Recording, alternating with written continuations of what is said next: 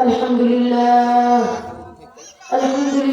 نحمده ونستعينه ونستغفره ونعوذ بالله من شرور أنفسنا ومن سيئات أعمالنا من يطع الله فلا مضل له ومن يضلل فلا هادي له ونشهد أن محمدا عبده ورسوله أرسله بالحق بشيرا ونذيرا فداعي إلى الله بإذنه سراجا منيرا فقد قال الله تعالى في كلامه المجيد والفرقان الحميد أما بعد فأعوذ بالله من الشيطان الرجيم بسم الله الرحمن الرحيم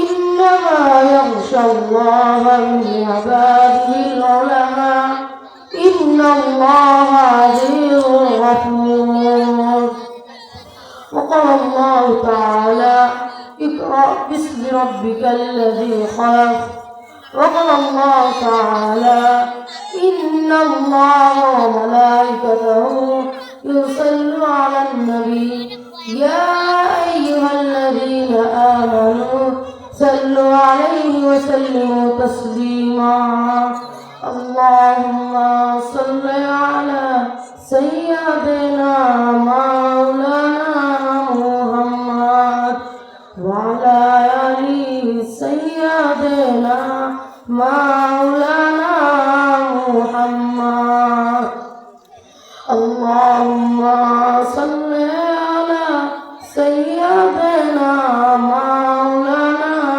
محمد وعلى آل سيدنا مولانا محمد لا إله إلا الله محمد رسول الله صلى الله عليه وسلم সম্মানিত হাজিরিন, আমি আপনাদের সামনে কোরআন থেকে দুইটি আয়াত পেশ করেছি। এই আয়াতের উপর নির্ভর করে কিঞ্চিত পরিমাণ আলোকপাত করার চেষ্টা করব ইনশাআল্লাহ।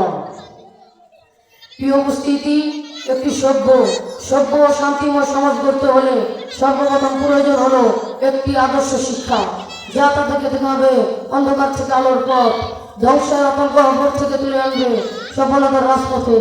তাই প্রিয় নবী হযরত মুহাম্মদ মুস্তাফা সাল্লাল্লাহু আলাইহি ওয়াসাল্লাম এর মাক্কি জীবনের অন্যতম কাজ ছিল ব্যক্তিগত এবং মাদানী জীবনে তিনি আসহাবে সুফফার প্রতিষ্ঠার মাধ্যমে গুণ ধরা আমার সমাজ আসমানি জ্ঞানের আরো ঢেলে বিশ্ববাসীর সামনে আদর্শ মডেল হিসেবে পেশ করেছেন। তার মাধ্যমে সূচনায় মা আলী ওয়াসাবের বাস্তব চিত্র কওমি মাদ্রাসা। সম্মানিত হাজির, এরপর কওমি মাদ্রাসা নিয়মতান্ত্রিক প্রতিষ্ঠা গড়ে উঠল উমাইয়ার শাসনামলে। 1857 সালে যখন ইংরেজ খেদাও আন্দোলনে সিপাহী বিপ্লবী ব্যর্থতার ফলে ভারতবর্ষের শাসন ক্ষমতা চলে গেল ইংরেজদের হাতে, ফলে মুসলিমদের উপর নেমে আসলো কঠোর জুলুম, অত্যাচার, নির্যাতন, বিভিন্ন ইস্তেমার। ওই সময় প্রিয় নবী হযরত মুহাম্মদ মুস্তাফা সাল্লাল্লাহু আলাইহি ওয়াসাল্লাম এর এলহানের নির্দেশে আল্লামা কাসিম নওয়াবী রাহমাতুল্লাহি আলাইহি ভারতের সাহারানপুর জেলায় সত্তা মসজিদের সামনে একটি ডালিম গাছের নিচে প্রাণকেন্দ্র দারুল উলুম দেওবন্দি ভিত্তি স্থাপন করেন। তখন তার সূর্য সন্তানেরা নিজেদের বুকের তাজা রক্ত ধরে দিয়ে জাতিকে উপহার দিয়েছে একটি ইংরেজ মুক্ত স্বাধীন ভূখণ্ড, মুক্তার মুহাজিরিন, মোট কথা সংস্কারের কওমি মাদ্রাসার অবদান অপরিসীম। সম্মানিত হাজিরিন, তাদেরকে এমনভাবে শেখা হয়েছে যে যার একটি ছাত্র একটি সমাজ নয়, বরং একটি রাষ্ট্রকে কোরআন ও হাদিসের আলোকে সাজাতে সক্ষম।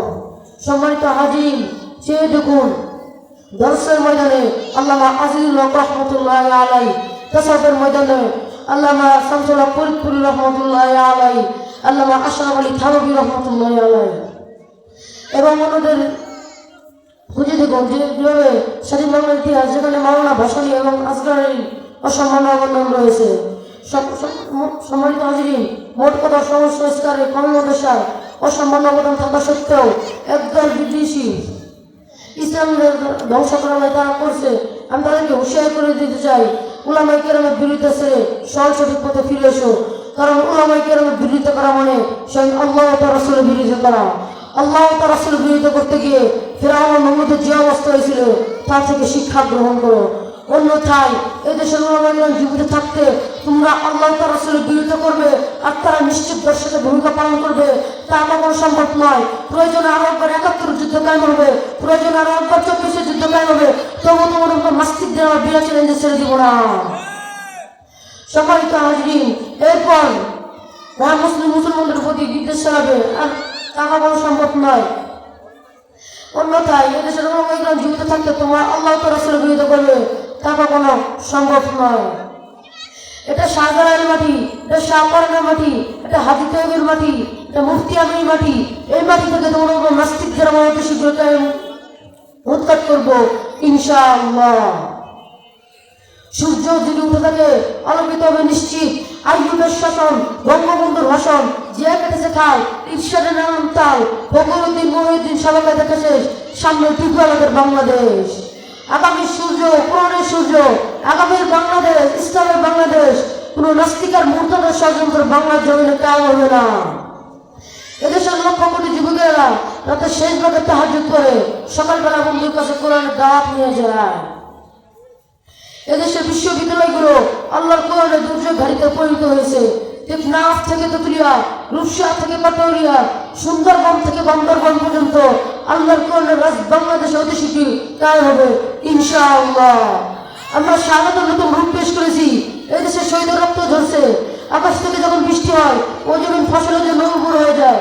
যে জমিনে শহীদের রক্ত পড়ে ওই জমিন আল্লাহ দ্বীন কায়েমের জন্য উর্বর হয়ে যায়। এদেশের মুসলমানেরা ইসলামের জন্য অকাতরে জীবন দিয়েছে, বাতিলের কাছে মাথা নত করে নাই। ১,৫৬,০০০ বর্গমাইলের প্রতিটি মাটি আল্লাহর কোরআনের দুর্যোগের ঘাটিতে পরিণত হবে ইনশাআল্লাহ। সম্মানিত হাজিরিন, খেয়াল করুন, আল্লাহ তার রাসূলের বিদ্যুৎ ডিসিশন না হবে আর আমার আল্লাহকে চুপ করে সহ্য করবেন। আল্লাহ কয় হাবিব, হাটের মধ্যে শুধু বানান দেবেন, ঠাস করে একটা ফু দিবেন, মদিনার প্রেসিডেন্ট আমি আপনাকে বানিয়ে দিব। সুবহানাল্লাহ। আমি একটা কথা বলবো, বাংলাদেশ সরকারের যত সরকার আছে, গত আগে সরকার ছিল, এখন সরকারি একটু মন্ত্রণালয় যাচাই করে দেখুন, এমন কোনো বিভাগ নাই যেটার মন্ত্রী নাই। রাস্তাতে গাড়ি চলে এটারও কিন্তু মন্ত্রী আছে, বাহ বাহ, এটারও কিন্তু মন্ত্রী আছে। সড়ক ও জনপথ মন্ত্রী, পদ্মা সেতু আছে না, পদ্মা নদী আছে না, এটারও কিন্তু আলাদা মন্ত্রী আছে, এটারও কিন্তু আলাদা মন্ত্রী আছে। পদ্মা নদীর মধ্যে যে পানি, এটারও কিন্তু আলাদা মন্ত্রী আছে, পানি সম্পদ মন্ত্রী। পানির উপর যে নৌকা চলে এটারও কিন্তু আলাদা মন্ত্রী আছে, নৌ পরিবহন মন্ত্রী। পানির উপর যে আলাদা ব্রিজ আছে এটারও কিন্তু আলাদা মন্ত্রী আছে, সেতু মন্ত্রী। আর জঙ্গলেরও কিন্তু মন্ত্রী আছে, বন পরিবেশ মন্ত্রী। গরু ছাগলেরও কিন্তু মন্ত্রী আছে, পশু সম্পদ মন্ত্রী। কৃষি মন্ত্রী আছে, কৃষি মন্ত্রী। শ্রমিকের মন্ত্রী আছে, শ্রমমন্ত্রী। সব বিভাগের মন্ত্রী আছে, একটা বিভাগের মন্ত্রী নাই। সেই বিভাগটা হলো জনগণের চরিত্র গঠনের মন্ত্রী। সেই জনগণের চরিত্র আমরা গঠন করি। প্রত্যেক রাতে আমার আলেমরা লক্ষ লক্ষ মানুষের সামনে কথা বলে, মৌমাছির মতো মানুষগুলো বসে থাকে। আমি চ্যালেঞ্জ করে বলে গেলাম, চান্দের বাজারে ৩ ভাগের ১ ভাগ মানুষ গাইবান্ধায় জনসভা করে দেখাও, কয়েক ডজন পুলিশ দিয়ে এভাবে বসায় রাখতে পারবে না। সেই জনগণের চরিত্র আমরা গঠন করি। প্রত্যেক রাত আমার তারা লক্ষ লক্ষ মানুষের সামনে কথা বলে, একজনের কোনো সাহস নাই। জনগণের চরিত্র গঠনের মন্ত্রী আল্লামা জুনায়েদ বাবু নগরী, জনগণের চরিত্র গঠনের মন্ত্রী আল্লামা মুহাম্মদুল্লাহ বাবু নগরী, জনগণের চরিত্র গঠনের মন্ত্রী মাওলানা জিয়া ইবনে কাসেম। চোর যদি অ্যারেস্ট হয় বাবা ডাকাত হয়ে বের হয়, আর ডাকাত যদি অ্যারেস্ট হয় বাবা সন্ত্রাসী হয়ে বের হয়, আর সন্ত্রাসী যদি 4 মাস জেল খেটে আসে সন্ত্রাসী গডফাদার। জেল খেটে আসার আগে তার এলাকার মানুষজন বসবাস করতে পারতো, জেল খেটে আসার পর মানুষ সর্বনাশ। আনেন চোর ডাকাত বদমাস গুন্ডা মদখোর আনেন আমাদের কাছে, মাওলানার কাছে মুরিদ করে খানকায় পাঠাইয়া দিব, নতুবা পাবলিকের মার্কাজে নিয়ে 4 মাসের জন্য সালাম দিব। 4 মাস পরে আইসা গাইবান্ধার রাস্তাতে হাঁটলে দেখলে মনে হবো খানকা শরীফ মাদ্রাসা সাইকুল হাদিস। সম্মানিত হাজিরিন, জনগণের চরিত্র গঠনের কারখানা হলো কওমি মাদ্রাসা। জনগণের চরিত্র গঠনের কারখানা হলো জুনায়েদ ভবনগিরি খানকা, জনগণের চরিত্র গঠনের কারখানা হলো গাট্টিওয়ালা দল তাবলীগ জামাত। সম্মানিত হাজিরিন, পরিষ্কার ভাষায় বলতে চাই, আজকে যারা কর্মবাসী নিয়ে ষড়যন্ত্র করতেছো, ভালো করে মনে রাখো, তোদের বাবারা ইংরেজ 200 বছর চেষ্টা করেছিল, কর্মবাসী কিছুই করতে পারে নাই।